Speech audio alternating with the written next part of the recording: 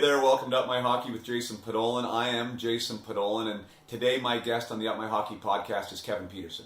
Kevin Pedersen is the current Western Scout of the Arizona Coyotes, where he is responsible for the WHL, the BCHL, and the AJHL. These are all amateur leagues that are really feeder systems to either the Division I U.S.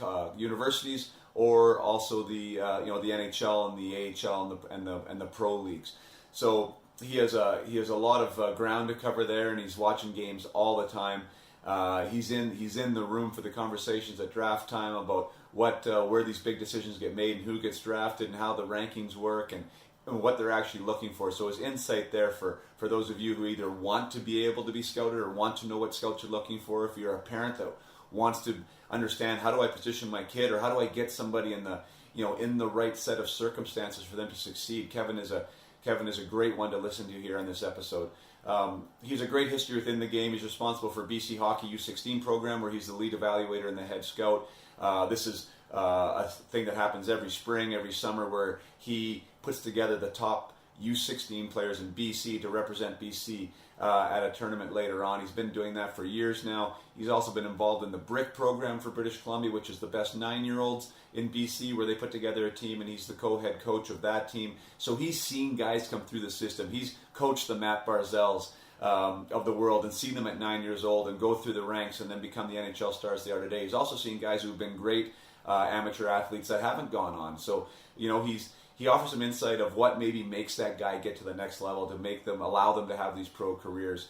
And he's also been a coach, so he understands what it's like to work with players one-on-one. He understands what it's like to have questions asked from scouts about players. So some really great insights on that level when he was assistant coach with the Vernon Vipers of the BCHL. So lots of good stuff here, lots of really interesting insights from a side of the game that doesn't get heard too much about, which is the scouting side and the coaching side, and how that can apply to making you the best player you want to be. So, without further ado, I give you the interview with Kevin Pedersen.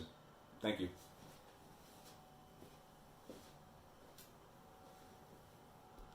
All right, beauty. So, Kev, awesome. Thanks for joining. This is super cool to have you here. It's great that you're in the same community. You can just roll over and come over to my little makeshift studio here. Yeah. Just getting a little bit of background about you. Obviously, you've been hockey essentially your whole life. I know you well enough to know that. I mean, hockey's been running through your veins. Why don't we start off just as a player? I mean, that's the way we all kind of get attracted to this game starting, is putting the skates on and trying to score some goals ourselves. Where did your personal career take you? I actually started skating lessons when I was about 6, and I cried on the ice, and I didn't like it. My parents took me out of it, and when I was about 8, I had to convince them that I was ready to try it again. I was awful when I started. I remember my first year in novice, I didn't have a goal. I don't even think I touched a puck. And when I was 9, going into my next year in novice, I, for whatever reason, switched to D, and I had some success. So it was a little bit more fun. Growing up, I was sort of like a smart player, so I understood the game. Yeah. I had an advantage over some other kids that just had the skills. From there, I kind of just played, Port Coquitlam minor hockey and just worked my way up. I was never the best guy. I was just one of the smartest players. I never really had the courage to play, and I didn't play hard enough at that time. I played some junior B, and I got in one junior A game, and I started falling in love with the coaching aspect. I watched my coaches in junior and just had a respect level for what they were teaching us and how hard it was to run a practice and organize a schedule. And when I was 19, I got a job teaching skating lessons in Port Moody, and from there I just transitioned into coaching, got my levels, and here we are. So it was awesome. I have a very limited playing experience, in terms of what you guys have, but everything that I didn't get in terms as a player, I thought I made up for it, as a coach and learning the game that way. So. Oh, that's cool. I think that's invaluable too. I mean, guys like Ken Hitchcock, and there are some guys that are, the best of the best that have never technically played. Right. But the fact that you have some experience at a pretty high level, I think that still it allows you to have I would think, a little more understanding, a little more respect for what those guys are doing on the ice. Do you think that holds true? I do, and I think like I was healthy scratch a lot, and I didn't play a lot in junior, and you know, I didn't have the personality where it bothered me. I just wanted to be around the guys. That was the attraction for me to play junior. Was, I'm sure you say the same thing about pro, is the dressing room, the guys, you know, the bus, just hanging out. So when I was coaching and guys were getting scratched, I felt like I could help them on that, you know, because sometimes you can beat yourself up, get yourself down. Sure. I always had a personality that I just loved being at the rink, whether I was playing or not. I loved just if I was healthy scratch, I loved watching the game. And I thought I had a good personality for that. Maybe my coaches kept scratching me because they knew it didn't bother me. But yeah, like honestly, I think that you know, like some perspective of playing did help me. But I think the biggest thing that helped me was just my love for the game and how I could try and, as a coach, put that into the next kid that I was coaching. Right. Yeah, two interesting things that I thought of when you were saying that. One is that aspect of the healthy scratch. I was there in the NHL. I think that was the only time in my life I was a healthy scratch in the NHL, and you see different personalities handle that differently. And what I thought was interesting in that scenario is seeing that happen. Two different personalities, one on the player side, right? So like that side of the personality is going to handle differently, but two, the coaches want to see different things, I think, sometimes from those guys, right? Some coaches want to see a guy pissed off and throwing stuff in the room. Some guys want to see a guy that's going to show up early the next day. So, you know what I mean? Like, I think there's a little bit of a test with that too. You know, I think, like, looking back on it, Pods, I think that I kept getting scratched because I don't think I reacted. I think the coaches were just like, oh, this guy loves it. He's up there in the stands taking stats. He's right. This is true. I would, after the game as a scratch, I'd go in the coach's office and I would talk about the game, win or lose. Yeah. And you know, looking back on it now, I can see how that was an issue. But at the time, I was basically acting as an extension of the coaches or as a scout. You know, I was an 18-year-old kid getting scratched in junior, and I was up in the stands, you know, writing down plays. Right. You know, this player, you know, didn't pass it here. I felt like he had an option on the power play. So I was like becoming a coach before their eyes. Right. And now when I look back, I thought, well, now when I think, it's like, from their perspective, they're probably looking at it going, man, we scratched this guy 10 games in a row. Like, is he ever going to tell us he wants to play, or is he comfortable just with the notepad? So at the time, I was like, oh, these guys love me. I'm taking great notes. But now looking back, you know what? I probably should have reacted more. Like, but that's just a testament of me as a player. That was what was in me. You couldn't force me to, hey, Kev, go get in a fight in practice, prove you want to play. I was comfortable just in the stands watching. So, you know, maybe I didn't have like the mindset to do that, but I just did what was comfortable for me, right? So. Sure. No, I think that's interesting because we can't. When I talk to the players now, it's like forcing yourself to do something that's not you is challenging for sure, right? I'm not even sure if it's necessary, but there is that interpersonal relationship part of it where you do have three guys, and now sometimes in the NHL there's 5, 6, 7 guys that are kind of responsible for your ice time. Yeah. And I think it's interesting trying to manage those relationships, right? Because you know, you can't be so stoic and stuck in your own skin that's like, this is the way I do things, and God damn it, these guys are going to have to like me, right? I think there is a little bit of flexibility that we have to have, and maybe come out of our comfort zones a little bit. But anyways, that's a whole nother thing. Why don't we get into your coaching, because like that's where obviously your heart and soul lied for a while. I know now you're in the scouting component, but like where did your first job come from as a coach? Yeah, crazy. I made a joke not too long ago. I should go back to my old high school and tell some kids in class, like, you know, you can actually make it when you never thought you could, because I was probably, you know, in my early 20s, and I was teaching the skating lessons, like I said, in Port Moody, and I had a couple hockey school jobs, and you know, I can plug them. One of them was called Puck Masters, and one of them was called RPM Hockey Schools. And you know, as a young kid, it's just another outlet to be on the ice. Like I never thought, Jason, I mean, let's be honest, I never thought I'd make the NHL. It was always a dream, but I never thought I would make it. I had one game junior experience. I was always fighting the fight, in terms of trying to get jobs. I didn't have that resume, and I started working hockey schools because it was just better than working 9 to 5s, and it was a cool way just to be on the ice with kids. And like if you're in your early 20s and you need money, how is that not awesome to go on the ice with kids and work a hockey school? Right. I met a guy in the hockey school. I met 2 people. The first guy I'm going to say, his name was Travis Doe, and he gave me a job, assistant coach at Hollyburn Country Club. And I knew nothing about coaching. I just, was a young kid that wanted to learn. Travis was the head coach, and on our team we had a player that everybody knows, Sam Reinhart, and that was my first assistant coaching job. So I kind of learned on the fly from Travis. I learned sitting down with Paul Reinhart, and he's telling me some drills and just, what to do. And trial by fire. My first year was touch and go. I didn't know, I had some good drills. I had some good teaching techniques, but I didn't know sort of bench management. I didn't know how to push players. It was a really good environment for me, Hollyburn Country Club. Just it was the pressure wasn't there to, go 40-0. There was. What level was that at the time? It was Pee Wee AAA. Pee Wee AAA. And it was. They helped me. The expectations was that they knew I was a young assistant coach, but they wanted to help me get better. From there. Was that was a volunteer position? Yeah, that was a volunteer position. And then from there, Travis, the same guy I mentioned, Travis, he went to Burning Winter Club the next year to coach Adam A1. Yeah. And he asked me if I would go with him. So, here I am, BWC growing up as a kid, that was like a name, right? BWC, just for those who don't know, it's Burnaby Winter Club, which is a pretty established and respected organization association. For sure. And that was like, that was cool for me because it was a name. It was like I was going to coach at a legitimate winter club, and for me as a young kid, I thought, I made it, what I mean, like this is it. So Travis and I went to coach an Adam AAA team there, and we had a kid on the team that people should know, Dante Fabro. So that was 2 years in a row me coaching special players, and that just put a shot in my arm, like, wow, these kids are amazing, and if I can have any impact in their lives as human beings or players, I think I matured a little bit, those 2 years, just seeing the talent those kids had and putting pressure on myself to help them.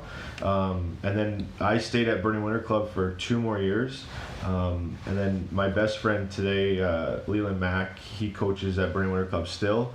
We went to Major Midget together, BC Major Midget League, and I coached there for a couple years. That's with him? Yeah, that was with Leland, And then I went to North Shore Winter Club, so I got my feet wet at all the winter clubs, but I went to North Shore Winter Club to coach Bantam AAA, assistant coach. Right. We had 2 really good teams, and then from there, Mark Ferner called me and asked if I wanted to come up here. I had previously scouted for Mark in Vernon and in Everett. So we had an existing relationship, and Mark called me in 2013, 14, 15, I guess. I can't remember. It's probably 2014, and he asked if I wanted to come up here. So cool. I took a chance. Like Duncan, who's not with us anymore, he gave me a chance to. Duncan Ray was the owner, and he passed away a couple of years ago. But he gave me a chance to cut my teeth up here in the BC Hockey League, and I owe him and his family, greatly, and Mark as well for giving me that chance. But started in Pee Wee hockey and made it this far. So well, that's super great, and I think that's interesting because, it sounds even in your story that there's a lot of relationship-based associations there, right? Even your first chance there at the Pee Wee level was a guy that you knew that invited you to come on board, and then you followed him to the next spot, right? Exactly. How do you? That's one thing I didn't necessarily understand, I don't think, and I think that's for anyone listening here, like especially the young aspiring people, is like the hockey world is such a tight spot, it's such a tight place, and there is a lot of advantages and opportunities that can be had with relationships, and it's not trying to manufacture relationships, it's just understanding that it's a people business. Yeah. Right? Do you agree with that? I do, and there's a lot of people. No matter what you do in life, if you're successful, you've had help along the way. That's the nature of the business. Like I know there are some people that do it alone, but that's very tough. And hockey, you're right, it's a very tight-knit community, and there's the old saying, hitch your wagon to somebody. I just want it to be loyal. If somebody took a chance on me and wanted to hire me, I wanted to be loyal to that person who took a chance on me. And there was a really influential, two influential people in Vancouver. One was a guy by the name of Matt Earhart. He coached Sur Eagles in the BC Hockey League. He took a chance on me in spring hockey to help him coach, and I learned so much from him. And the other guy would be John Calvano.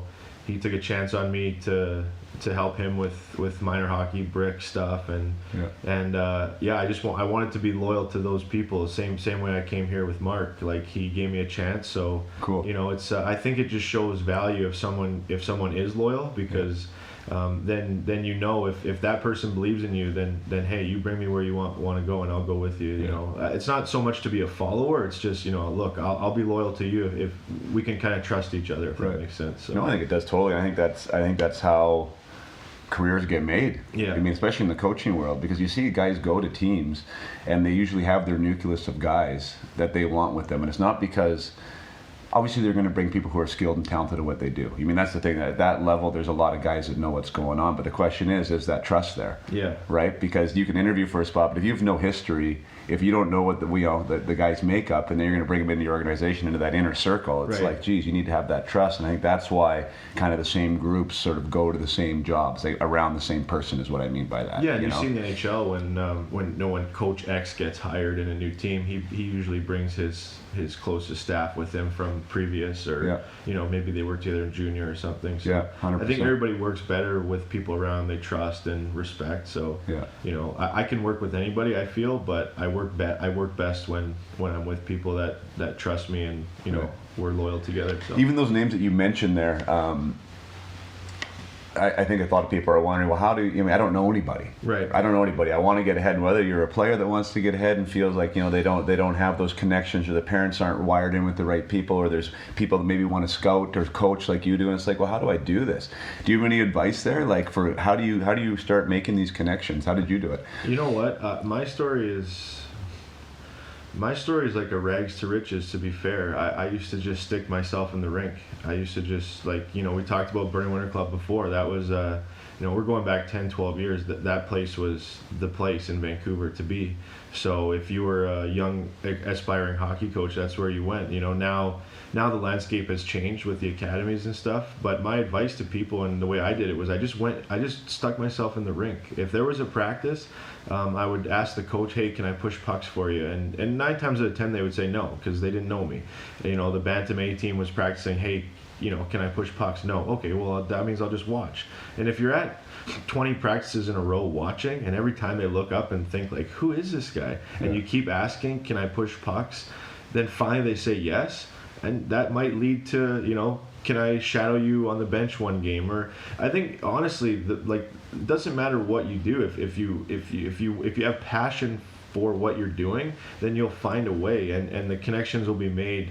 I made mine naturally. I made mine just volunteering. I think volunteering is a lost art form. I do. I think, and no disrespect to anybody listening, but I think the volunteer, people aren't as willing to volunteer anymore than they were, going back to when I was younger, when you were young. It's now I want to get paid. I want, compensation. I want this. I mean, the first 4 years I coached, I did it for free. Yeah. And putting myself in the people's shoes that hired me, they're thinking like, man, this guy works harder than anybody else and he's not getting paid. Yeah. Like that bumps you up a little bit, right? Yeah. And every time I went to the rink, I wasn't getting paid. I was doing it on my own dime.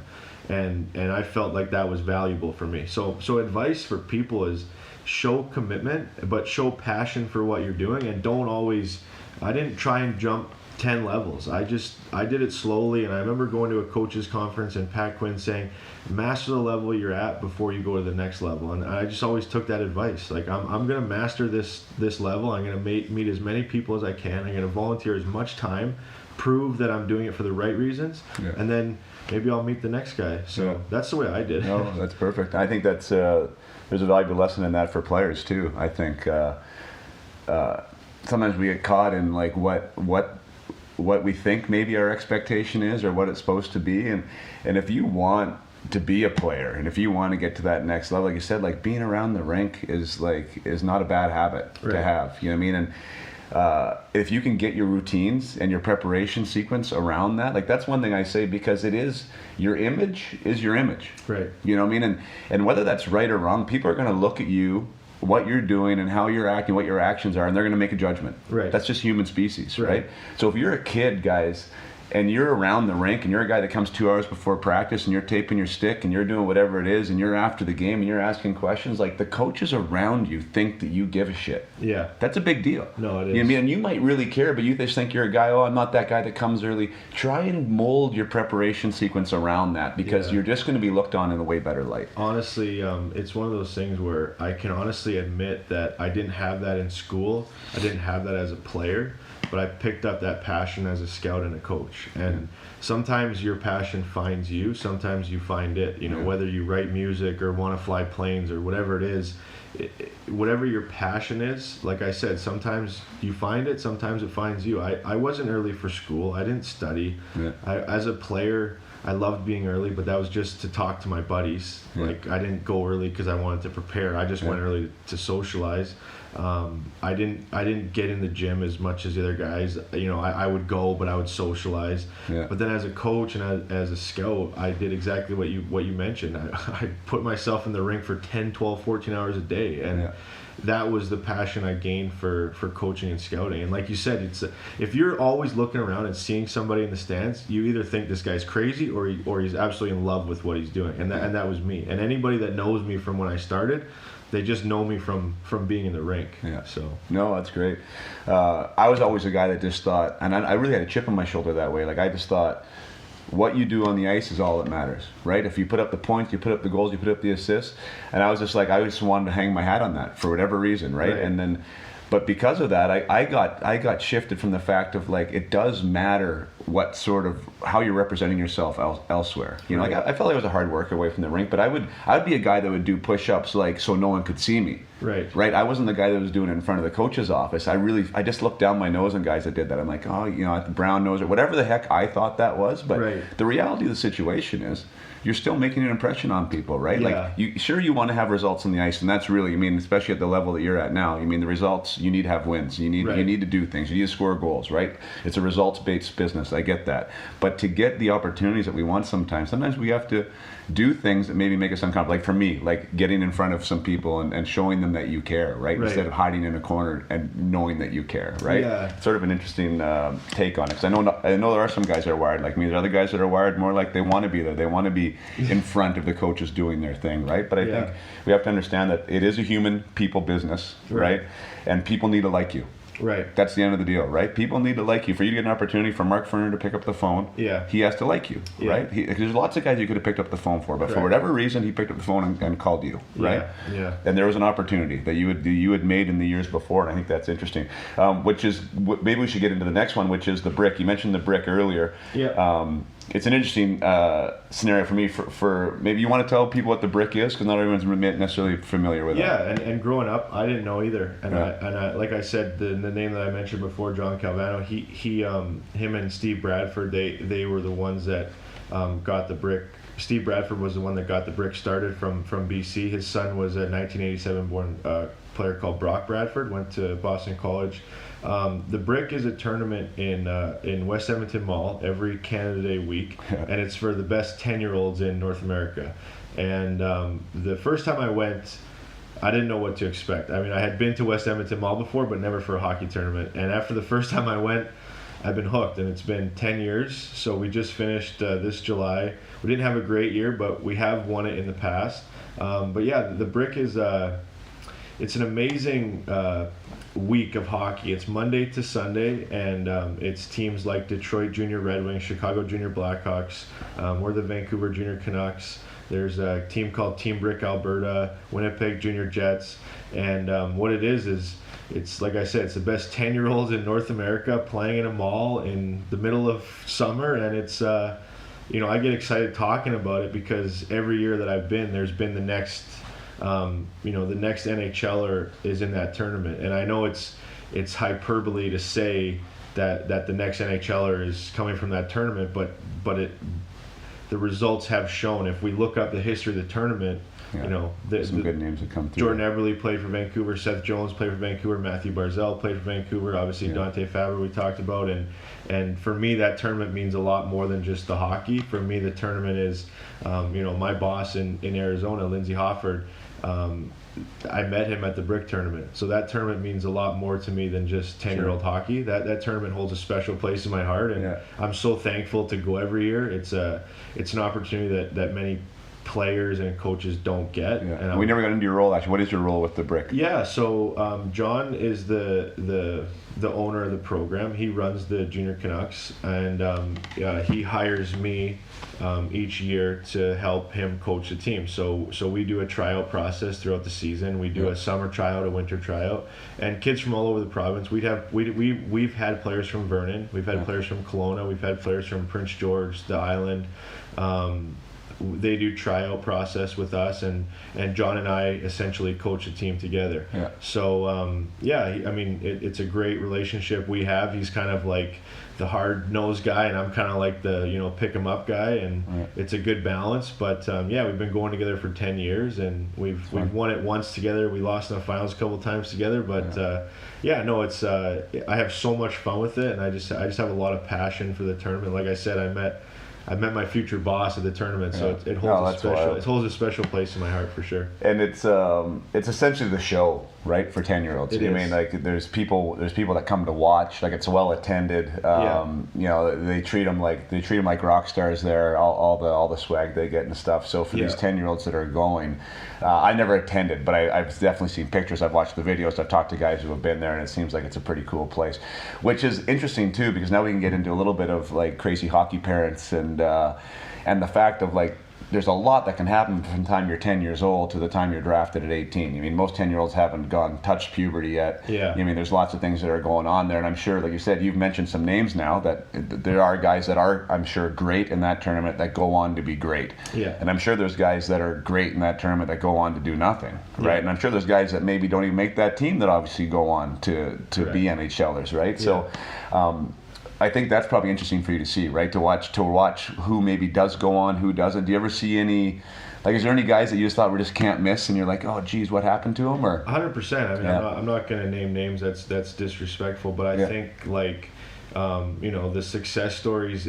You know, it's easier to point those out. And like I mentioned before, my boss Lindsay, he's, you know, he coaches the Toronto team, and you know, we're talking about like his 1990 team had Pietrangelo, Subban, and Steven Stamkos on it. So I mean, like, we can talk about those guys, but I'm sure on that team as well, he had other players that he thought were at that caliber. And it's the same for the Vancouver guys. You know, we've had the Matthew Barzals and we've had those guys, but there are other players that we've had that were at that level that just, you know, for whatever reason, maybe they peaked early, or maybe, you know, we talked about earlier the passion level, maybe they didn't put the time in, and there's a lot of circumstances that go into making it, you know, at the highest level. And you know, the 0.1% or whatever it is that make the NHL.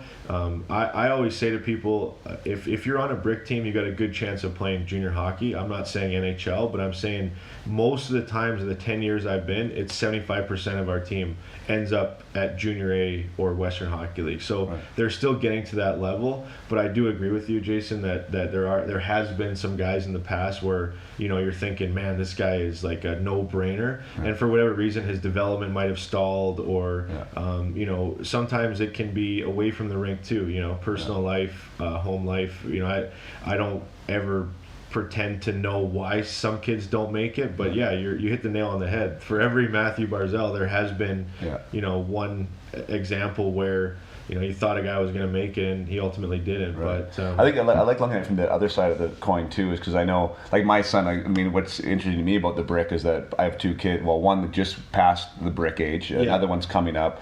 My oldest is like super keen, right? He's super keen, and so he sees these guys like Ollie Reed and you know, some of these guys that made the team, and goes to school with them, and has these kids on a pedestal, and almost feels, I don't know what the right word is, he'd have to say it, but like I'm going to say the word inferior, right? It's not, this is not I think it's interesting for kids to know. Of course, you want to aspire to be in your top bracket, and you want to be as good as these other kids. But there's so much that can happen if you just stay working hard and you just stay, focused on your game. That does not means that you're, the world can't open up for you. No, right? And I think honestly, like the best way I can put it is just because you're the best at 9 or 10 doesn't mean you're going to be the best at 11, 12, 13. It takes a special player to be the best at every age until he's in the NHL.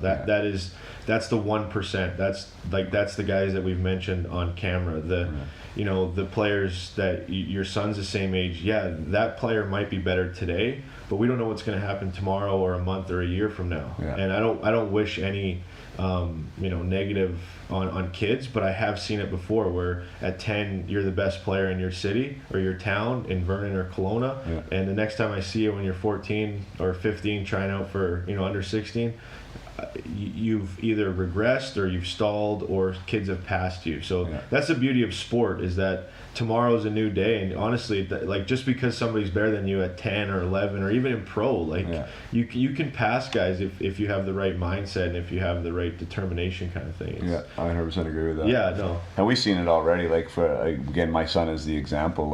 Barely made his C team last year. Puts his nose to the grindstone, works, gets MVP votes by the end of the year, right? And now he's on the A team and really doing well there, right? So it's I think it is a mindset thing, right? And it gets back to the passion, whether it's something that you want to do. And I just think kids need to know that there is a lot that you can do outside of the four walls of the arena, right? In those corners, right? Whether it's shooting pucks, whatever it is that you enjoy about the game, there's ways to get better at it, right? Outside of that. And this day and age too, with the stuff that we're doing right now, listening to a podcast or throwing on some YouTube videos of what's going on out there. There's so many ways to feed the game if you want to close the gap. I agree. So the bricks, we covered that. Hockey BC, can we talk about Hockey BC? I know that you've been involved with that quite a bit, and I think it's the under 16 or best ever program, I believe. And what's that all about? I'll kind of go into my history a little bit. I was trying to find ways when I was younger, what we talked about earlier, learning to coach, and I was trying to find ways to network and be involved. And as a player, I never played in. It used to be called BC Best Ever, and as a player, I was never good enough to play in it. So I always held it on this pedestal, oh my God, BC Best Ever, under 16, under 17, this is the program, right? And I contacted the guy who ran the program, the evaluation side. His name was Mitch Pinsky, probably 10, 11, 12 years ago now. And I asked him, hey, can I volunteer in the program? So to give you a history of where I started, there used to be a role called a group leader, and we used to do the tryouts over a weekend in Langley at a school. So we do it in Langley at a high school, and the top kids from the province would be invited to try out, and we would stay at the school for Friday, Saturday, Sunday during the tryouts, and the group leader's job was to get the kids to the rink on time, to fill the water, all the stuff that you don't want to do. The grunt work. And then you sleep in the gym, everybody sleep in the gym, and you're in there too. So you bring your air mattress and you get 2 hours of sleep because it's loud in there. And I did that for 3 years, and I did it with the 91s and 92s and 93s. So we're talking about Ryan Nugent-Hopkins, Colin Sissons, some guys that Ryan Johansson, guys that are playing in the NHL now. Right. So I was the one carting them back and forth from the rink, and just young kid, just happy to be there. And then the fourth year in the program, I got to be a evaluator. So I thought, this is it, I made it, right? So then my fifth year, I got to be a coach in the program. So now my job is I'm the lead evaluator, essentially the head scout for the under 16s. So my job is to pick. We have what we call a BC Cup, and it's the top 160 players in the province, and they go to Salmon Arm every April.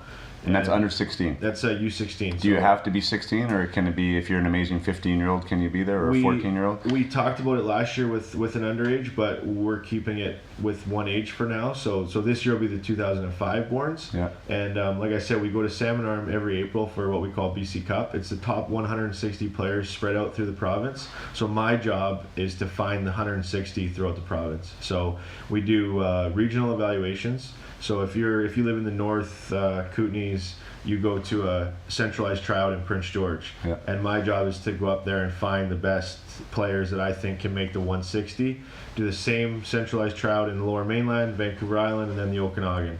So I go to all those different events and I find the 160 that I think are at that level. We put them at BC Cup, and all the Western Hockey League teams can come in and check them out. And is that highly scouted?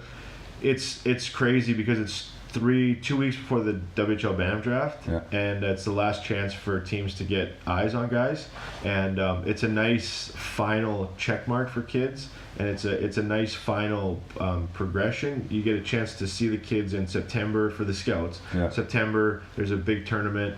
November there's a big tournament. January there's a big tournament, and then April. So it's a nice gauge every 3 months. It's the final one before the draft. So it's every Western Hockey League team brings their entire staff there.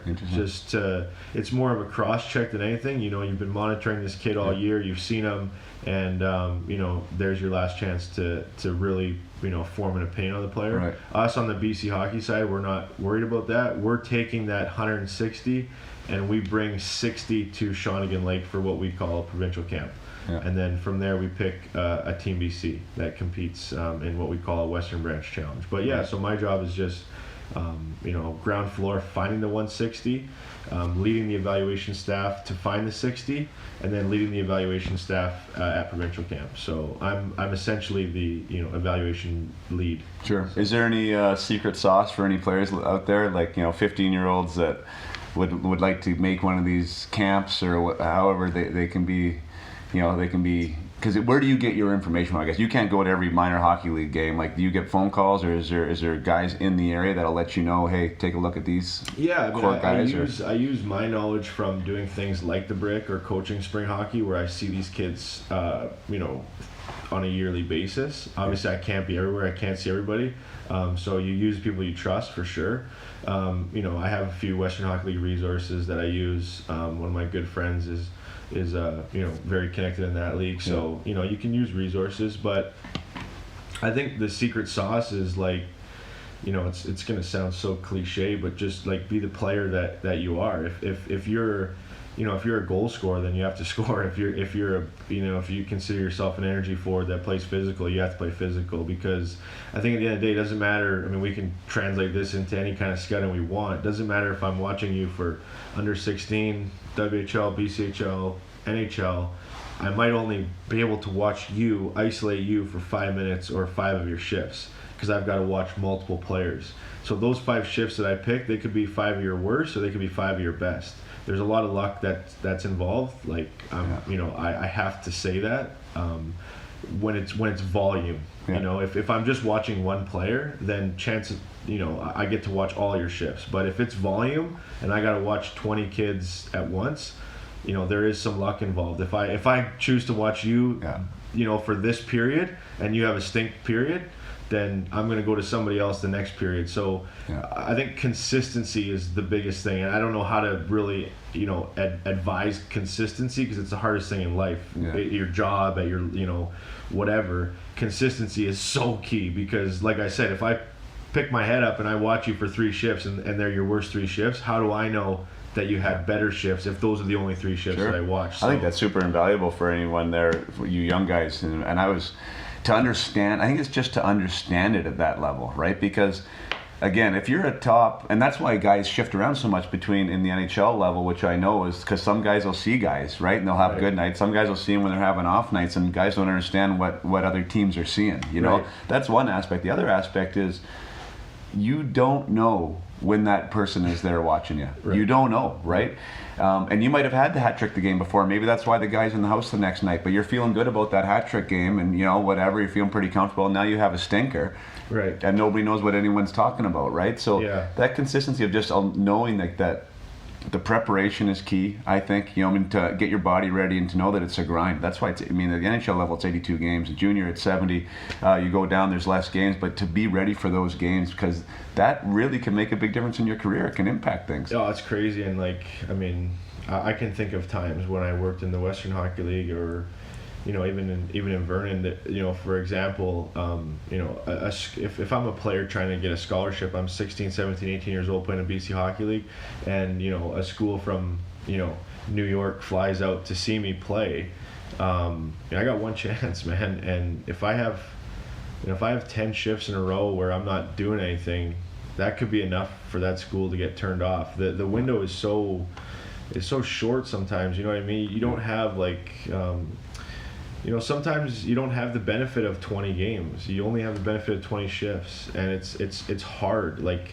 I can't stress enough that the best scouts, we have to watch multiple viewings, because we can't just judge a player on one game, one shift, 10 shifts. But there are instances where volume depicts that scenario. So if I'm a school coming through the BCHL, I only have so many days, so many hours to watch. I pick that game to watch. If you don't play well, I'm probably not coming back the next night. That's how quickly the window can shut for some kids. So yeah, it's crazy. The margins are nuts, but consistency, I think, is the biggest thing. Well, and again, I think that goes down, that's almost the funnel, right? I mean, if you're one of these top tier guys, right, that's on everybody's radar, you're going to get a lot more looks. And even after you get drafted, you get more chances. The first rounders get more chances than the second rounders. It's just the way it goes. Of course. But if you're a guy right now and you're listening and you want to get drafted to the Bantam draft, or if you want to get drafted to the NHL, or even you're in the minors, maybe you've already been drafted and you're trying to find your way, it's like,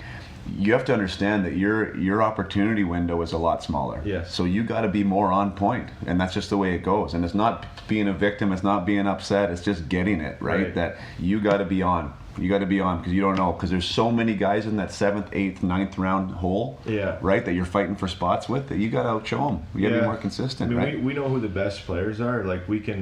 I can sit here and talk about all the jobs I have or all the jobs I've had, and I can talk about how different they are, but we all know who the best players are. That's part of my job as a scout, is knowing who the top guys are. So if I go watch a top player, if I'm working for the under 16 level, if I go watch a top bantam and he has an off night, I'm going to give him the benefit of the doubt. If I go watch a player who I have identified as being someone who needs to earn their way to our U16 event, then they're not going to get the same chances as the top guy. So I agree 100% with what you're saying, and it's not the kid's fault. It's just that's the way life is. If you're a top player, you're allowed to make 3 mistakes. If you're an average player, you're not allowed to make any, and that's just like you said, it's not unfair. It's just that's the way it is. I think it's more the positives and the negatives. The good, the best players have 8 positives for every 3 negatives, whereas the medium has 4 positives for every 2 negatives. So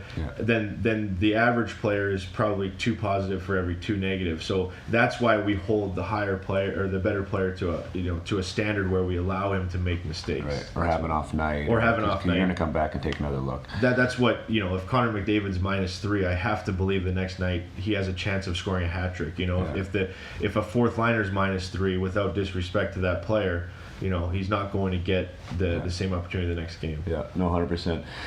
Let's get into the Vipers, because that's had to been a huge portion of your career so far. You said Mark Ferner.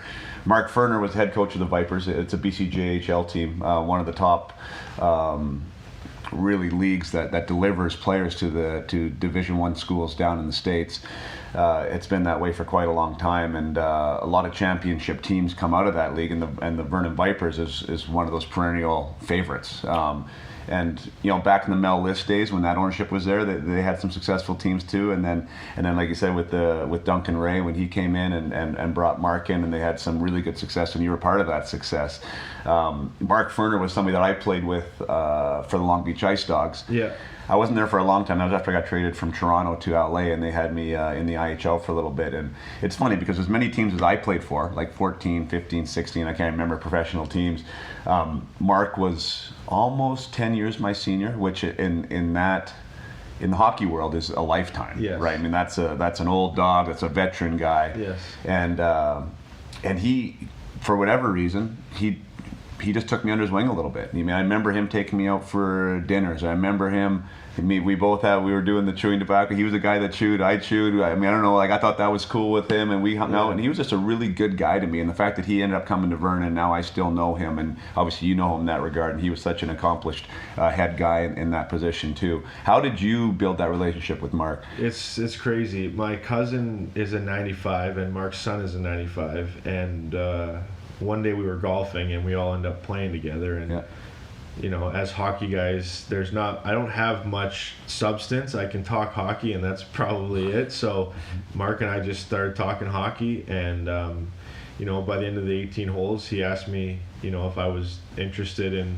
I told him my passion for scouting. I had never had a scouting job before, but I think I was coaching still at Vernon Winter Club doing the Adam stuff, and he had no reason to hire an Adam coach to scout a junior, you know, in junior A hockey, but I guess he thought I was a decent guy, and he knew I was going to do it for free, and you know, he could have told me at that time to go to the moon. I would have found a way to get there, because I was so passionate about, you know, this is the Vernon Vipers, like to me it was the NHL, and I treated it like that. So he gave me a jacket. I wore that thing like I wore that like I won the Stanley Cup, and I did.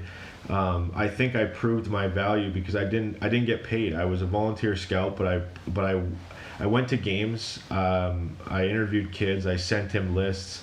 I don't really think anything came out of it. Like there was a player in Vancouver actually who I know personally, Troy Stetcher, plays on the Vancouver Canucks, and I remember sending his name to Mark, and we all know what happened with Troy. Now he ended up in Penticton. Now he's in the NHL, and that was like an email I still have on my computer because that's cool memory for me. It shows me like at that time I was astute enough to point out like a player who, you know, I'm sure there was other people that pointed him out, but so Mark gave my start. And the crazy thing is, I was sitting in a hotel room at the Brick Tournament one year, and I turn on my computer, and Mark Ferner gets hired in Everett Silvertips WHL. So I thought, like, what am I going to do in Vernon now? Like, my connection is gone. So the coach that took over was a guy by the name of Jason Williamson, and he honored me. Same job. He said, you know, Kev, you come to camp, you do what you were doing for Mark, and we'll get the same relationship. So I really appreciated Jason doing that. And 3 days into Vernon's camp, Mark called me from Everett, and he goes, you know, would you want a job? And I thought he was joking, because the Western Hockey League to me was, I never played that level. My friends did. I thought it was. I talked about Vernon being the NHL. The WHL was unreachable for someone like me. I was coaching 10-year-olds. Like WHL was unknown. I'm in my early 20s. I'm thinking like, there's no way. And sure enough, Mark calls and says, you know, like, I told these guys how good you are. I told these guys you'll basically told them I'd do it for free because he knew I would. And the GM at the time was a guy by the name of Doug Sotart. And so Doug ended up giving me a job based on Mark's recommendation. So I'm sitting here talking about my scouting background or my scouting job right now in the NHL. There's a lot of people that helped me along the way, but Mark, for sure, he got me in the Western Hockey League. And unfortunately, he lost his job 2 years in Everett, but I was able to stay on as a scout. And then the first chance I had to come back with Mark here was so that was like, it's been the most full circle journey ever, and I'm so thankful for him giving me the opportunity. But it was just no different than a player, a coach handing you a cookie saying, you know, you're on the team, let's see what you do with it. And then same thing Mark did for me. He said he didn't say you're going to be successful. He just gave me a chance to do it. So and you earned his trust, and you kept going from there, because then that evolved into an assistant coach position with the team, right? He like I said before, he called me in the summer, and he just asked, you know, I want you to come here. And I remember at that time I had a little bit more experience, I had a little bit of leverage. So I told him, I will come, but I want to be the head scout. I want to be the head scout. And at the time there was already a head scout, but Mark, you know, moved some pieces around, and I came here as the assistant coach and the head scout. So he gave me full autonomy, full control of, you know, recruiting and all that stuff. And we were able to build some pretty special teams. You know, we had a team a couple of years ago that I thought would win. We had some injuries, but it was just a lot of fun being able to work together and, you know, like, share the same values, what we look for in players. And I thought we worked really well together. And now Mark's working for Buffalo Sabres, so we get to see each other on the grind. But I owe that guy a lot. That's great. well, you say you had some success. I mean, how many championships were you a part of? I was just a scout for the first two, 2009, 2010. Yeah. I didn't ask for a ring. I didn't want one because I wasn't a part of it. I was just a young kid in Vancouver watching the finals on TV. I wasn't there. I wasn't a part of the team. But if I ever came through town, Mark would let me go on the ice with the guys, and I got to know them. And one of the assistant coaches we had in Vernon, Kevin Krause, was the captain. So I knew him as a player, then got to coach with him. Great person. So I wasn't a part of it, but in my own mind, I felt like I was a part of it. And when we came back and I was coaching here, we lost in the interior finals a couple times, but never won a championship together as a coach. But I was very thankful when they won in back-to-back. Sure. Successful teams, though. You guys were always relevant. You know what? It's one of those programs, and for people that are listening, if you've ever been to the Okanagan, it's a beautiful place. And if you're a kid that wants to play junior hockey, there's very few places like this. Great fan base, great rink. Like Duncan, who's not here anymore. He's a great owner, and now John Glenn's the owner, and putting money into the team, and success in the community, and just good people. But Mark used to always say, good teams have good people, great teams have great teammates, and that's where we tried to build from. And even if we didn't win every year, we felt like we had special kids that would go on to do good things in school, and hopefully we had a couple of kids get drafted a couple of years ago. So that's great.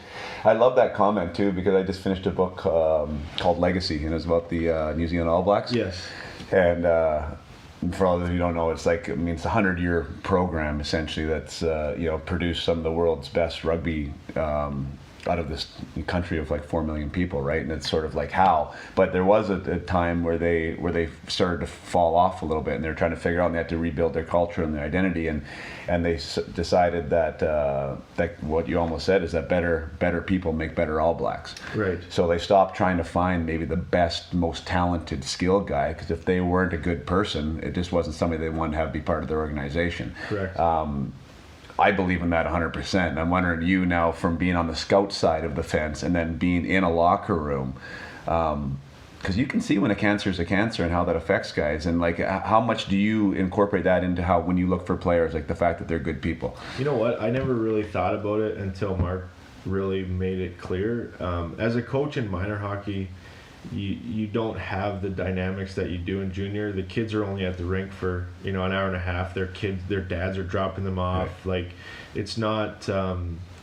If you're a bad kid at age 11 and 12, you're sticking out like a sore thumb. And I don't know if you're making it to junior hockey. Right. And I never really thought about it. Coaching minor hockey, you're not in the dressing room a lot. You're getting dressed as a coach. You're getting dressed by yourself. You're on the ice in practice. You don't really know what's going on in the dressing room. Yeah.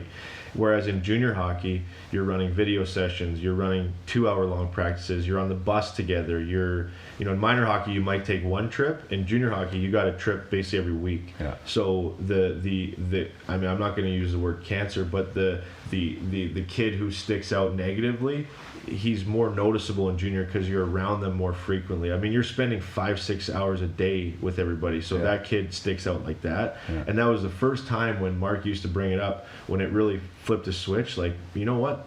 He's right. Because when you're coaching minor hockey, like I said, your best players win you games in minor hockey. That's just the reality of it. But in junior, your best player could be neutralized by a bad culture or a couple bad teammates. So that was the first time in junior I really thought about it. And now, it's so important when we're looking at kids for the U16 level, or when you're scouting the NHL. If you're a bad person, I shouldn't say bad person, but if you have negative qualities, if you're selfish, if you're more interested in what you're doing than what your team, hockey's a team sport. You can't be individual based. If there's any sort of negative vibe from you as a human being, then that's going to be enough of a red flag for any team. I'm not just speaking for Arizona. I'm speaking for any team. If it's junior A, WHL, NHL, if there's any red flag for your character, that's enough to turn teams off. Right. And I think for guys listening too, and correct me if I'm wrong, but that a lot of those things are hard for a scout to see. You can see stuff on the ice, right? You can see how a guy maybe reacts after getting hauled down, maybe, and there's no penalty, or maybe, the ref gives him a bad call, or he gets sat a shift. You can see body language, you can see things as a scout. But what you can't see as a scout is what's happening in the room, right? Like when a guy shows up for practice, how he handles a night off. These types of things. But the coaches do know that stuff. The coaches that are there in the room do know. And they're the ones watching, and that's when we talk about these things called character. That's when we talk about these things called mental toughness, things like integrity. And when teams are getting close, whether that's WHL level, whether that's Viper level, whether that's even at the NHL level, people are picking up the phone and asking questions. Yeah. Right? What's this kid like? And that can be the make or break too, right? A lot of times, because there are so many guys that have a lot of talent, right? Do you find that to be true? Like that those phone calls get made and sometimes 100%. Get done? And I have to do it. It's part of my job. I have to, at the NHL level, we're investing potentially millions of dollars on you as a person. If there's any doubt in our mind, again, I'm speaking generally, I have to believe that all 31 teams act the same. If there's any doubt in any of our minds that you're going to represent the organization negatively, doesn't matter, junior hockey or whatever, that's enough for us to lose interest. And I think kids have to understand it's easier said than done. When you're growing up and your dad tells you, or your mom says, watch, because people are always watching. Watch what you say, watch what you do, watch who you say about, or watch who you talk to, or watch how you talk to somebody. And it's so true, because one mistake could hurt you for the rest of your life. If you're if you do something negatively 3-4 years ago, you talked about body language during the game. There could be situations off the ice, skipping curfew at your billet's house, or I don't want to say alcohol and drugs, because that's an extreme, but there is things like that, and you can never it's tough to recover from that. And what you said about picking up the phone, that's just doing your job. Like it's easy for me to go in a rink and find the best player. That's not hard. Anybody can be a scout if we're trying to find Connor McDavid. We know who he is. My sister could tell me who Connor McDavid is. But there is players that make the NHL by having the right character, and that's our job, to really, really dig and find those people. And like you said, you do have to make phone calls. You do have to do your research. You have to do your homework. And any good person that you've been around, you have no problem when somebody calls you to tell that person how great the other person is. And if you've been around negative people or people that you don't like, when somebody calls you have no problem telling everything. He did this, he did this, he did this. You're not a whistleblower, you're not ratting him out, you're just telling the truth. And I think from my sitting in this chair knowing my job, I have to do that homework, because I can't present a player to my boss and say, but he did this, and also he did this, and by the way, his teammates, said he does this. So that's probably not going to fly. So. No, 100%. And that comes down to that whole relationship business that I was talking about when I'm talking with my players. It's like that coaching staff. It was as I went through my career, it was a perspective shift, right? I at the start it was like, these coaches need to get to know me, right? And then towards the end of my career, it's like, geez, I need to get to know them. Because like you said, like that, you're not on the other end of those conversations, right? And this isn't, I'm not saying this in a manipulative fashion, right? You're not going to manipulate a coach. You are who you are, but you can focus on what your strengths are as a player, right? And make sure people understand them. Make sure people understand that you care, right? If a kid comes up to you for the Vipers and says, hey, all I want is a Division I scholarship. I want to know where I need to improve, and I want to spend some time with you before practice. You like that kid instantly. 100%. I know you do, right? 100%. Because not everyone does that, right? Now you know this kid cares. Now you know he wants to be better, right? That's you're going to remember that. Somebody picks up the phone, this kid gives a shit. That's what you're going to remember, right? So I just think, guys out there, you need to understand that these people, one, want to make you better, your coaching staff too, and they're the ones that are going to provide you with opportunities, right? If you're a Connor McDavid, you don't need your coach to be in your corner, like you said. But if you're everybody else, you need that. That's going to help you, Which brings me to the point of, we're talking about culture in rooms. And you said, sometimes a negative environment sometimes maybe bring down your best player, maybe it brings down others. How do you feel about? I just think that the captaincy, now it's a big story right now in Toronto. Who's going to be the captain, and sometimes it's overplayed. I think it's only overplayed when you don't have a good one. Yeah. You know, and I think, like, to me, a guy that sticks out, and I don't know him personally, but I've heard the way he practices and the way he approaches the game, and a guy like Sidney Crosby. Like, when your best player can also maybe be your best person, right? Your best example. Right. Like, what type of follow through, like trickle down, does that have on everybody else, right? Whereas if your top guy is a 21-year-old superstar talent, right, that kind of just gets by on his talent, and that's now who your leadership, icon is. Right. I think that's a very different message, right? How do you feel about that? I agree. There's a good quote that I try and tell young kids. It's how you do anything is how you do everything. So right. if you're up early in the morning and you're prepared mentally for a video session or a pregame skate the same way you prepare for a game, that is how you do anything, is how you do everything. If you prepare differently for morning skates and morning video than you do for the games, then you're not consistent, you're not preparing the same way. So if you ever have a captain, like you said, Crosby, I mean, I don't know him personally either, but I can go by what I see in the media. I have to believe that if there's a practice at 9 a.m. or 9 p.m., he's going to be on time, he's going to be prepared mentally, and he's going to be focused the same way he'd be focused for Game 7 of the Stanley Cup Finals. And I think that consistency in who you are as a person, that is what the strongest leaders have. They don't change their colors each day. They're consistent. Yeah. And again, I'm not going to speak to Connor McDavid because I don't know him as a person, but I can understand how somebody might think differently of him as a captain, but he might have unreal leadership qualities that we don't know about. I don't know him. I can't speak to this, but speaking to being around teams, and you've been around teams with great leaders, it's just the way they do everything. Yeah. It's the way they pay attention in video. It's the way they pay attention in practice. It's the way they practice. And, I have to believe McDavid isn't the best player on earth by accident. I have to believe he puts the time in. So he's probably an awesome captain, but there's very few people that just have that mentality.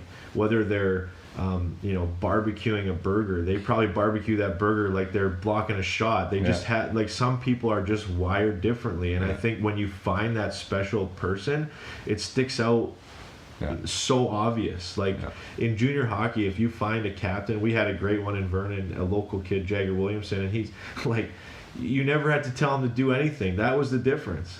Some other guys you had to massage, get him at the rink on time. That was one of those guys, right? You just had to massage a little bit, but Jags was there before anybody else, stays after everybody else, always on the ice. Every day.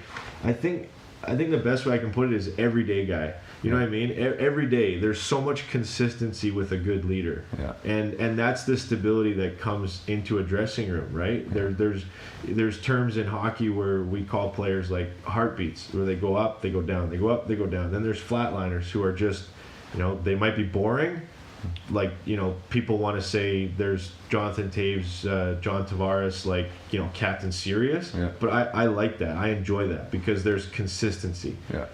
Jonathan Taves on a Wednesday versus Jonathan Taves on a Sunday at the rink, I have to believe is the same. Yeah. So that consistency can breed into the dressing room, and now all of a sudden everybody's looking around going, oh, okay, like, it's osmosis. If you're that consistent and you're dialed in for everything, then okay, maybe it can rub off on me. Yeah. So, and I think the self-awareness for guys to know that. I mean, even us sitting here talking, it's easy to stand out that way, because even in this day and age, not everybody's like that. And we have the choice every time you wake up in the day how you're going to be. Right? That's what I talk to my players about. You have the choice, right? If you actually want to be a hockey player, you have the choice how you're going to approach that day, how you're going to approach your practice, all those things, and you can easily stand apart from everyone in your locker room, right? By being more professional, by being more consistent, by being more prepared. So if that is your end goal, right, to whatever that end goal is, whether it's D1, whether it's AJHL, whether it's NHL. There's a way to go about that that's going to make you get recognized, right? And your skill's going to follow too, right? That's the other thing. I mean, this absolutely directly correlates to being a better athlete. Yeah, and the kids that I've been lucky enough to coach that play, the kids I mentioned earlier, Barzell and Fabro, they at 10 years old, 11-year-olds, they had it. Like, whatever it is, they had it. When they were at the rink at that age, it was not a fluke. Their talent, your talent gets you far. I get that. They're both talented kids. But when they were 11, 12, 13, they had the look in their eyes like Didn't matter if it was a skill session at 6 at night or if it was a skill session at 6 in the morning. Their eyes told you everything you needed to know. Yeah. The way they did the drills, the way they prepared for the practice, they were never late. You know, their water was. I get a kick out of kids that go on the ice with no water bottle. Like, I know it means nothing to the kid, but I don't know any player I've coached that made it to the highest level that was like looking for, you know what I mean? Like, hey, my water's half full, or my water's got water in it from 2 days ago.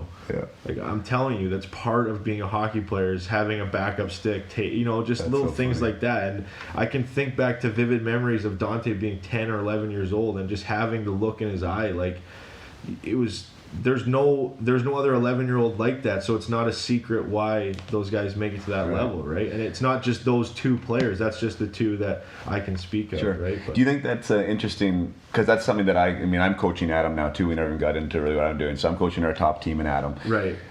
Coached our C team in Adam, which Hudson played for last year, but both years I said to the parents, I'm like, these kids are 9 and 10 years old, I get they're young, but we need to raise the standards for what they can handle. And Yes. I'm like, and what I believe they can handle is their own equipment. Yes. And I believe they can pack their own equipment in the rink. Yes. They can hang their own equipment at home, and they can bring it in. They can have their sticks. And that was one of the things I said, parents, don't touch it, because I think in this day and age, like you said, like, they're so coddled, right? That they don't think about that stuff. And it is mom's bringing a water bottle to the bench halfway through practice because her kid didn't fill it up. And that's where it's like, for me as a parent, there is ways to help your kid be prepared, right? Yes. And take his own dedication and commitment to it to another level. And that's just a small example.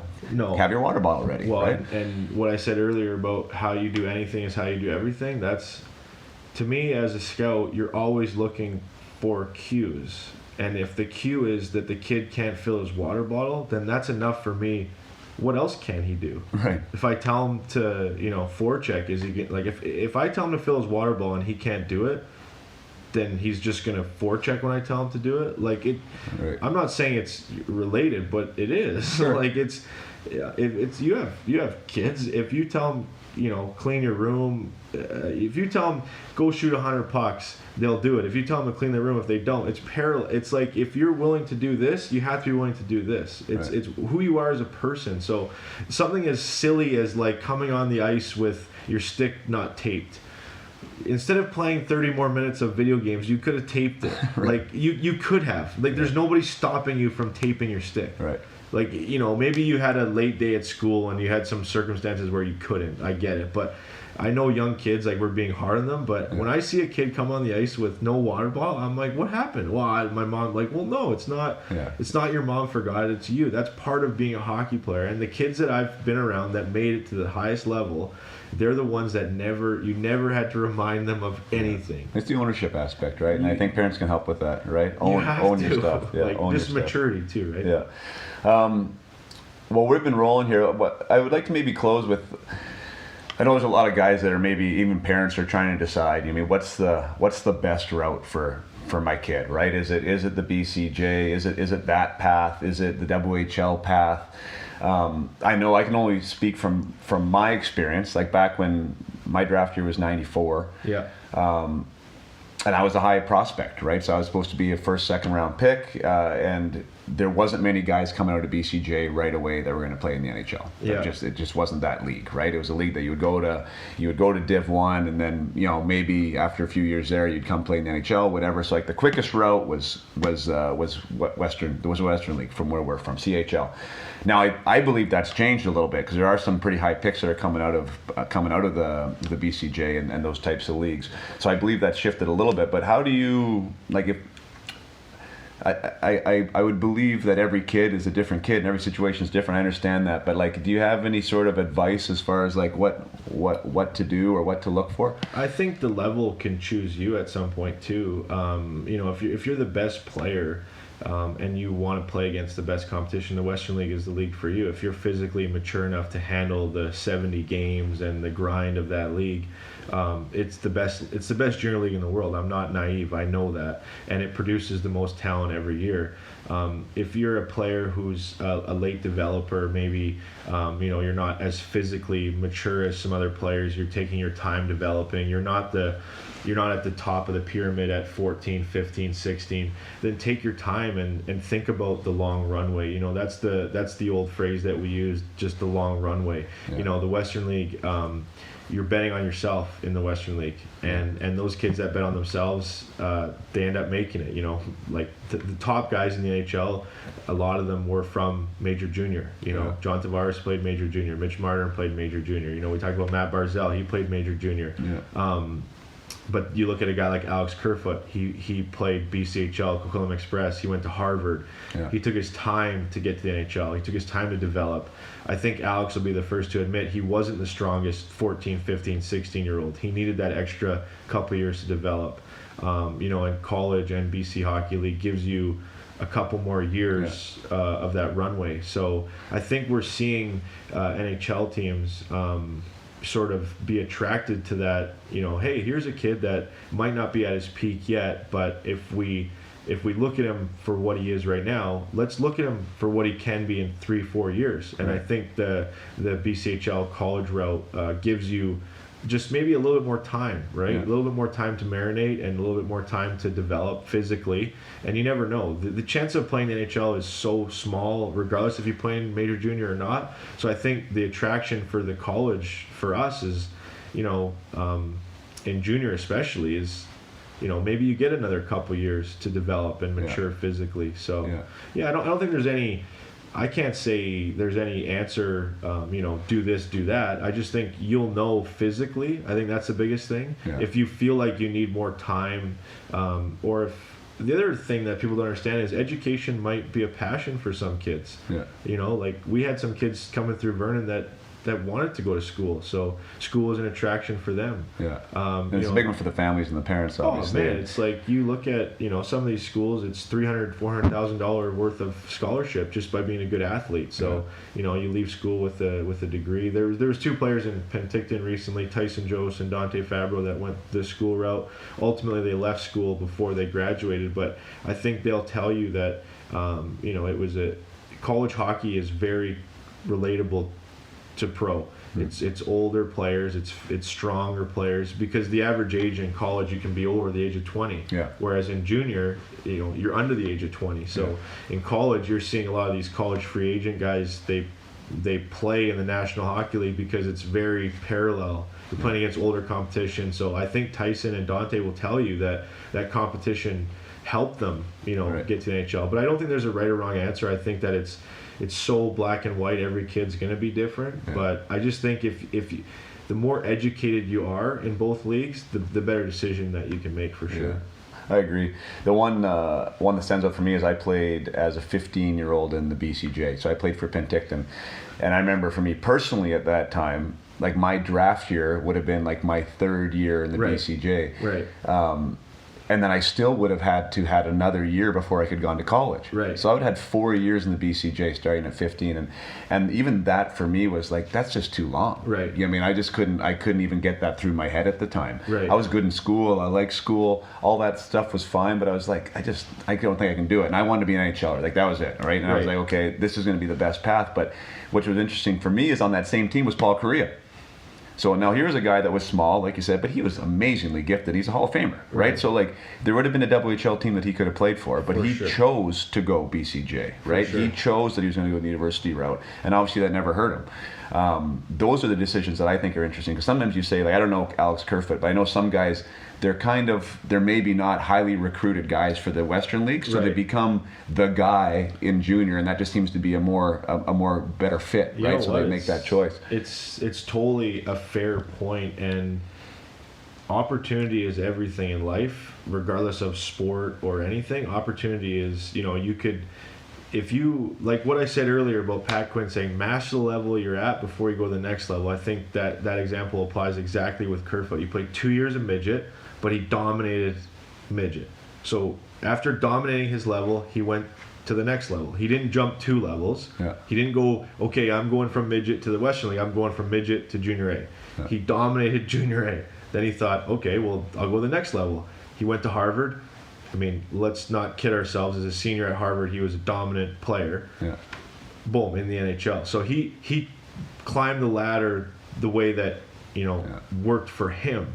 Sometimes these guys, they'll dominate midget, and then they'll jump in the Western League and might have that success. So what you talked about with Korea, like he dominated leagues until he made the National Hockey League. Yeah. So I think it's all about opportunity. You jump in the Western League and now you're on the third, fourth line. In the BC Hockey League, you'd probably be a first, second line player. So I think master the level that you're at before you're ready for the next level. That's 100%. My own little sticking point, I still think that's crazy that you can't play AJHL and then get a scholarship. I think that's something that has to change. How do you feel about that? I've seen it hurt kids where they play. I'm not going to say they got bad advice, but it's hard to be a 15-year-old kid and the Kelowna Rockets comes at you and says, hey, sign this piece of paper, let's get you into some games. Like, I'm not silly. The atmosphere at a WHL game, the quality of play is superior to that of a BC Hockey League game. We would get X amount of fans. You can triple that going to a WHL game. It's the real deal, and you're playing against. I mean, last night I watched a game. Dylan Cousins played in it. I mean, he was just a top pick to Buffalo. So you're playing in a league with top NHL talent. So it is an attraction. So I don't blame a 15-year-old kid for signing that piece of paper wanting to play, but I have an issue if he plays one game, he can't go back and get that retracted. So I would like to see something change. I mean, I don't know what the number would be, 20 games, 50 games, 100 games, but I think the kids that make I don't want to call it mistakes because we all make mistakes. I just think that there would be benefits from the NCAA saying, we think that you made an uneducated decision doing this, and we'll revisit it, whether there's a suspension or whatever. Yeah. But I think kids are, we're driven by. If there's 5,000 people in the stands, boom, I'm signing that thing, I'm playing. But if that's the only game I play, then I shouldn't have to face the repercussions. Right. No, I agree. And I just say to everybody when I'm talking to parents now, it's that's a really hard decision for a 15-year-old to make, right? And it's what's the 15-year-old. My parents were nice and supportive with me, but they let it be my decision, right? Sometimes family units aren't done that way, and the mom and dad are making the decision. But regardless of who's making that decision, you don't know necessarily what that 15-year-old is going to be like at 17, 18, right? Like so many things happen in that window too. So I just my feeling of the NCAA is like treating this as a professional league is not accurate. These are kids trying to do the best that they can, right? And if somebody does make, as you say, a mistake, an uneducated choice, I don't think they should be punished in that scenario. If they can be a good Div 1 player, let them be a Div 1 player. But. And I think like the last thing I'll say is that the Western Hockey League, I mean, they have their amount of players that they can sign is, I think there's 50 on a protected list. So I mean, obviously there's only 20 that can play in the game. So if I sign and 2 months later I get passed by 6 or 7 kids, all that I've done is just signed. I haven't done anything. I haven't played. I haven't established myself. So I think the biggest mistake that people can make is signing and then with no guarantee of, what I mean? Like if you're just signing to sign so you can put it on Twitter, hey, I signed, then I'm not going to be the first one to fight for you to get NCAA.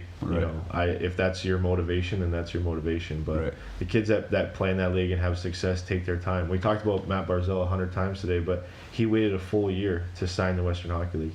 He got drafted in May with his draft. He didn't sign until the following draft in May. So he took a year. And we all know that it worked out for him. But I was proud of him for taking a year. To make an educated decision. Be diligent, right? Take your time with some kids, they get drafted. It's the sex appeal of the league. I'm not stupid. It's an unbelievable league. And if you go to a Kelowna Rockets game on a Friday night, it's a great atmosphere. So I'm not silly to think that kids don't want to play there. It's just you can put yourself in a corner. So. Yeah. 100%. Yeah, you want to pick what's right for you. You want to be in an environment where you can succeed. And like you said, to your point of like mastering that level, do you want to be a 16, 17-year-old kid on the fourth line? Is that necessarily helping you? Right. Sometimes, and there's stories where that does help guys, right? It teaches you that mental toughness and that adversity to be a part of a team and to fight through stuff. So there's not like there is one way, but it is nice to be in an area where you're getting the trust from the coach. You're playing 20 minutes a night. You're developing in that aspect, right, in game time, and you will get found. That's the other thing I always say to kids, right? Like, you will get found. If you play the right way, and if you put up the points and you make the right relationships, you're going to get found. Yeah. You know what I mean? At some point or another. So it's not that you have to be under the bright lights of WHL. You don't have to be, we mentioned the Rockets, like playing for the Rockets at 16, 17 for you to make it. There's a lot of stories where that doesn't happen, so just do what's right for you and for your family. I think some kids though too, like the last thing I'll say is I think some kids they're not motivated by school, and that's what leads them to the Western League, and that's fine too. Like I've tried to recruit players to Vernon that told me straight up, like, I don't want to go to university, and I respect that. So if I see that player sign, at least he was honest with me, right? School's not for everybody. Like, there's kids that go to full NCAA scholarship as athletes, and they end up coming back to the Western League because they didn't realize the commitment that it took between studies and athletics. So it's not as simple as going to University of North Dakota and taking, like pottery.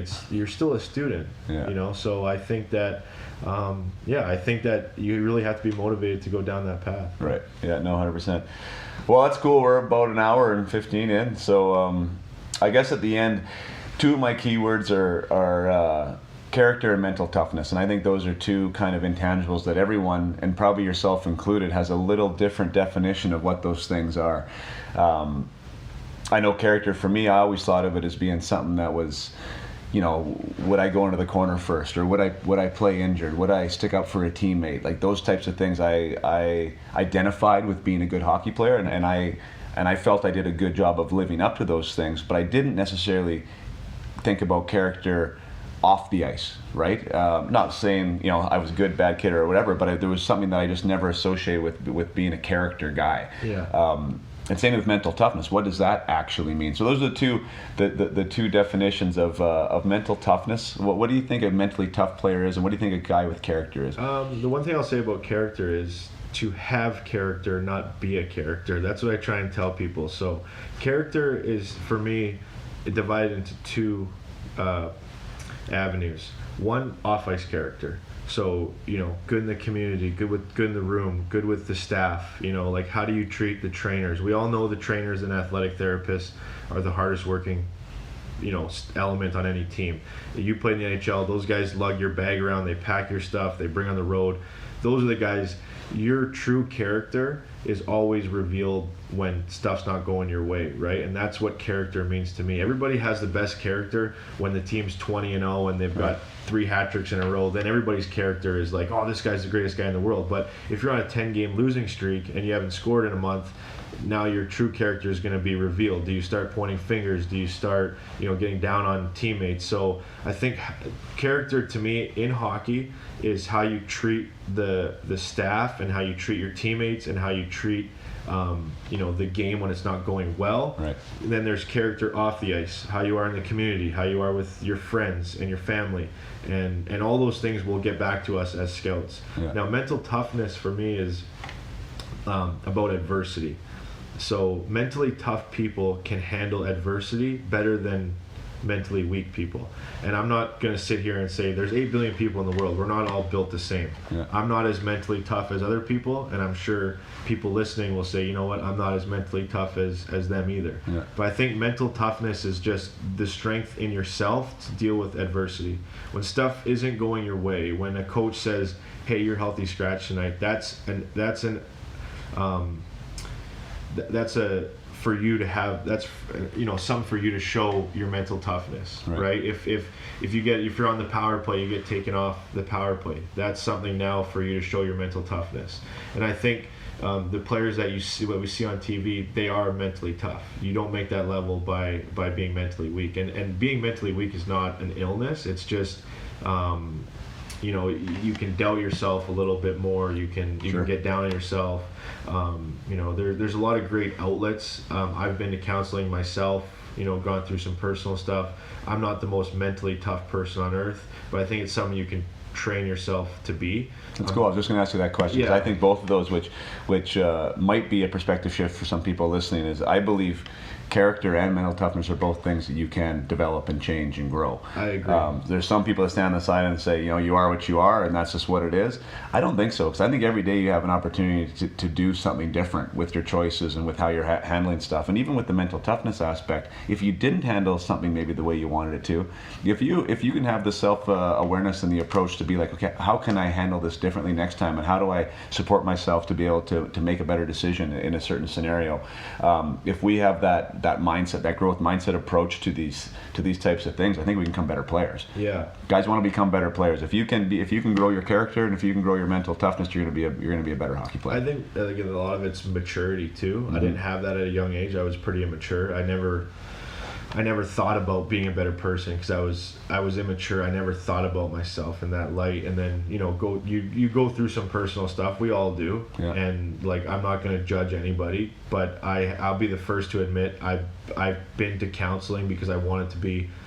I didn't want to feel sorry for myself anymore. I didn't want to feel like I couldn't get through what I was going through. I wanted to develop strength in myself to believe I could do it. So I'm living proof that you can change your mental aptitude or your mental toughness. Yeah. And it just takes time, but you can. And it's little things like, instead of 5 negative thoughts for every 1 positive thought, it's just maybe 3-to-1 ratio, and then now all of a sudden it becomes 2-to-2. And I get it, right? It's hard to remind ourselves positive thoughts every day, but I agree with you 100%. If you're the same way we can go to the gym and get strong, we can train our brains to get strong as well. And I believe that 100%. And I think that's something that athletes and people that aren't even in sport can train their brains to do. Yeah. So it's our brains are very powerful, and they can work negatively and positively. It's just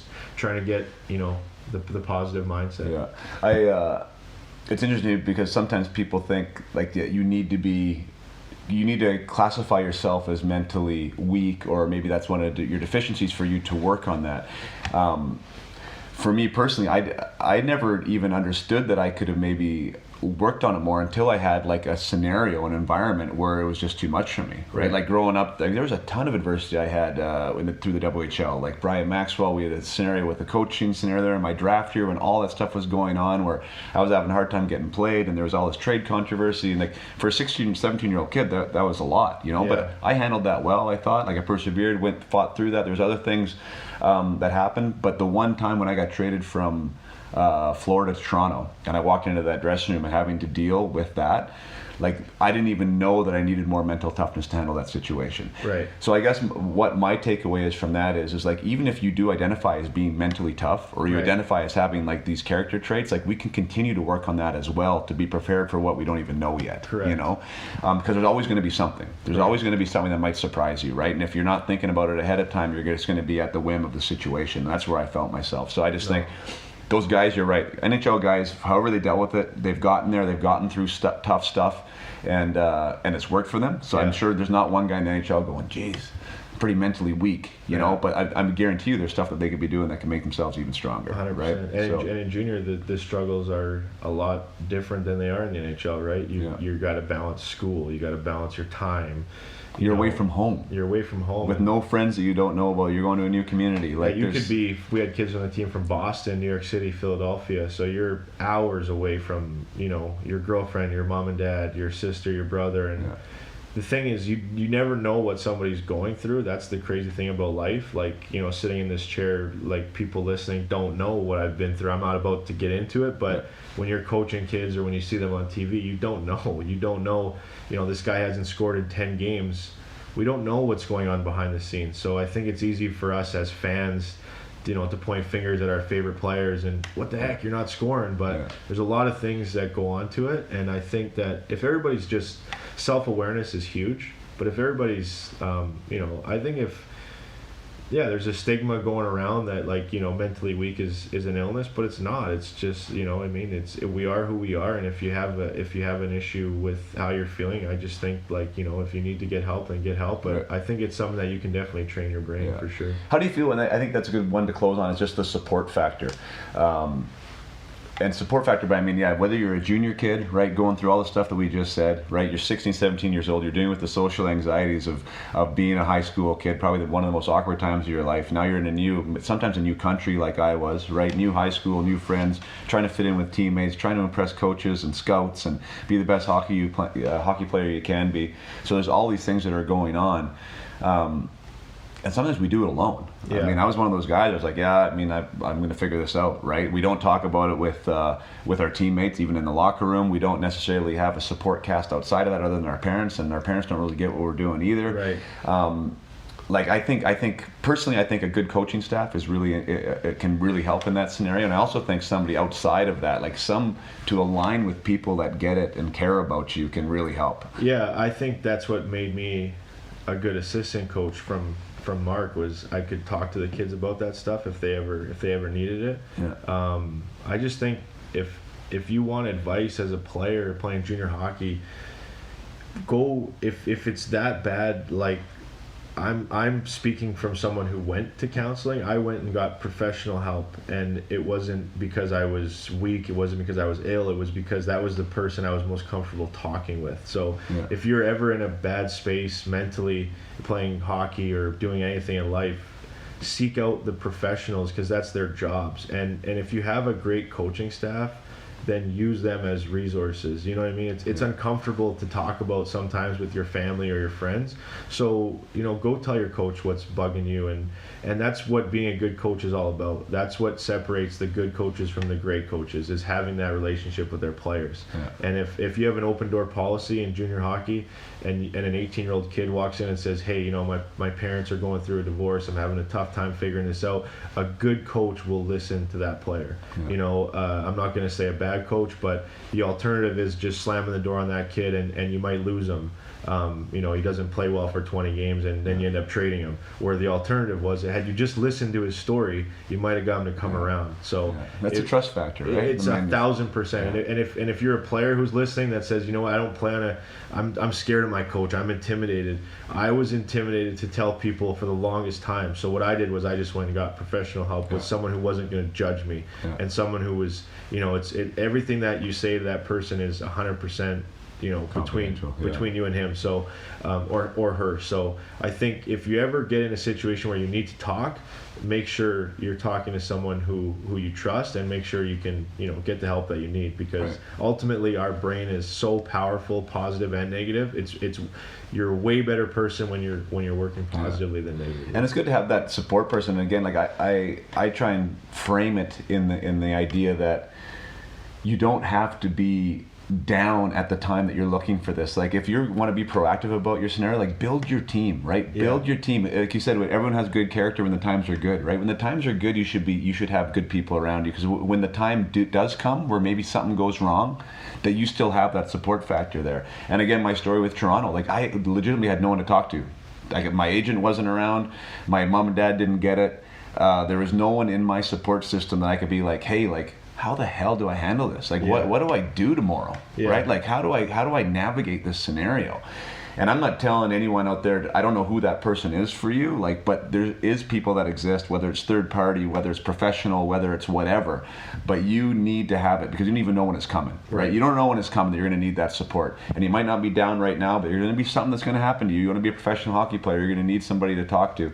And you build your team, and I think you build it wisely, because it's your inner circle is important, and you don't feel like you have to do it on your own. That's my big thing. And when I coach these young guys, I know we spoke about the brick and U16 and stuff. When I meet these young guys, I always offer, here's my number if you ever need anything, and that's what I want to be. I don't just want to be a scout. I want to be a scout, but I also want to be a good person that's able to help these kids. So if one of these kids is struggling in junior, for example, one of the kids on Vernon last night called me in the airport. I recruited him to Vernon. He called me and just talked to me for 15 minutes about Some of the struggles he felt for the first 7 games of the year. He felt like, I didn't have some points, I'm feeling down on myself, and he's 16, 17 years old, and he can call me whenever he wants, because that's what I want to be. Yeah. I agree with you. I didn't have that support when I was growing up. Obviously, we have our families, but sometimes you can't talk to your families about this stuff. So I always offer my help for any kid. Doesn't matter how old you are, or your parents can call me, or if you're in the NHL, if I've coached you in the past, like, my phone's always on. So if you ever, hey, I'm going through a slump, can we just talk about the game? Like that's what I want to be. I want to be able to impact people's lives off the ice. So that's what as a coach, that's what I always wanted to do. Right. So. No, that's great.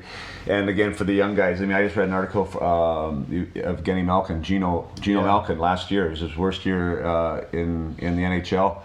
One of the best players of our time, and he was talking about all the mental stuff that he was going through, and how he isolated himself, and how he wouldn't talk to his wife, and how he was getting mad at his teammates, and all these scenarios that happened. This is like Malkin, right? You know what I mean? Like a Hall of Fame player. Yeah, so don't think that you're 15, 16, 17 and maybe you're having some doubts, confidence doubts, or you're going through these things that it means that you're not wired right to be a hockey player, right? That just makes you human. That's all that is, right? And don't think you have to do it by yourself. Just utilize your coaches, find a teammate in that room that you can talk to, find somebody outside, build your little core group there, and it's going to make you stronger. Yeah. So I think that should wrap it up. I really appreciate you coming today, Kevin. No, did you have a good time? Yeah, it was great. Yeah, it was perfect. So hopefully everyone got a little bit of value out of this today, and thanks so much for coming in. Yeah, no problem. Beauty. Thanks, Bud. Awesome. Cool. I think that went good. Yeah, it was fun. Fucking talk about hockey for 3 hours straight. I know, it's crazy. Yeah. Get this thing on.